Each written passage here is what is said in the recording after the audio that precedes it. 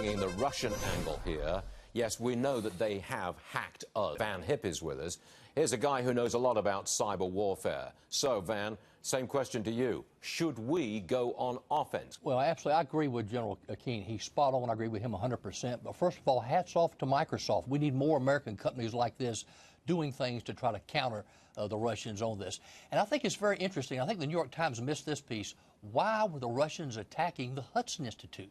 The Hudson Institute, more than any organization in America outside of the government, is leading the charge and sounding the alarm on the fact that whoever wins the quantum race will win the cyber war. The Russians get it. America's behind now. And this is not a partisan race. It's an American race, an American issue.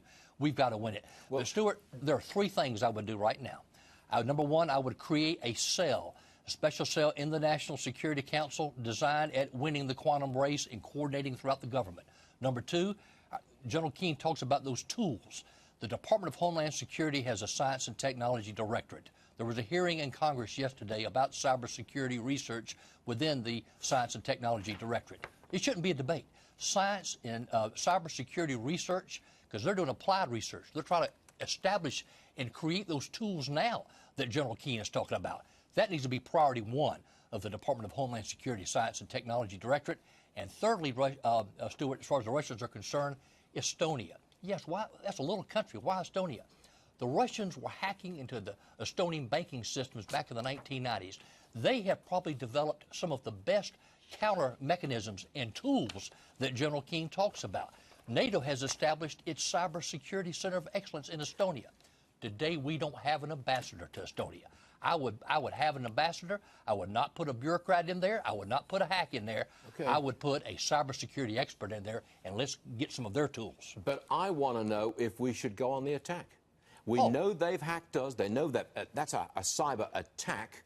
Why don't we attack them? I mean, shut down the... Well, should we? Should we do that?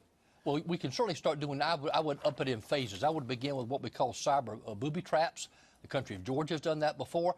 And one other thing I would do, and General Keane talked about embarrassing them on the world stage. We know the unit that's doing this, just as we know the two units in China. And John Bolton had made a good point yesterday. China's doing the same thing to us. We know those two units. I wrote a book a couple of years ago, and we called out those units. One's in Shanghai, one's in Beijing. These governments deny any responsibility, claim they don't have anything to do with these units. But why not attack? If you know who they are, where they are, why not attack? I believe we should, and I would begin with cyber booby traps. But I also would do what General Keane is doing. Let's call those groups out on the world stage. Let's go to Putin. Let's go to the leader of China. We understand you got nothing to do with it. Join us in declaring them as cyber terrorist organizations, and let's go after them. Okay, last one. Do you feel that we're beginning to change our tune and we're beginning to look towards offense rather than constant defense? Oh, yes, we are. And General Mattis said some things along those lines that I agree with last week. We need to begin more of a cyber offensive capability and begin to launch that. Absolutely. Van Hipp, thanks very much indeed, sir. We'll see you again soon. Thank you.